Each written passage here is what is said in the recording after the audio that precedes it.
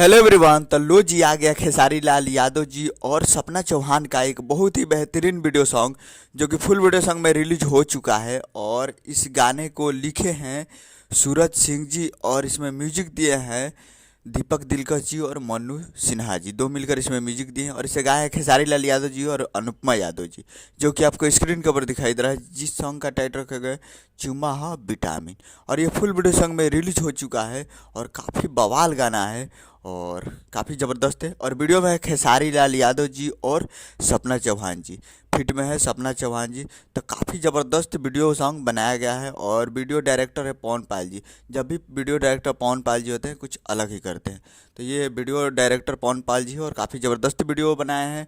तो जाइए और जाकर इस सॉन्ग को आप जाकर सुनिए और प्यार दीजिए। काफ़ी बेहतरीन वीडियो सॉन्ग है, तो आप लोग जाइए और जाकर Aditya films Bhojpuri YouTube channel पे फुल वीडियो सॉन्ग को जाकर आप देख सकते हैं, जो कि आज सुबह 6 बजे रिलीज हो चुका है 22 तारीख को। तो जाइए और जाकर देखिए। उम्मीद करोगे वीडियो अच्छा लगा तो चैनल को सब्सक्राइब, बेल आइकन प्रेस करें। मिलते हैं अगले वीडियो में, तब तक के लिए जय हिंद, जय भोजपुरी।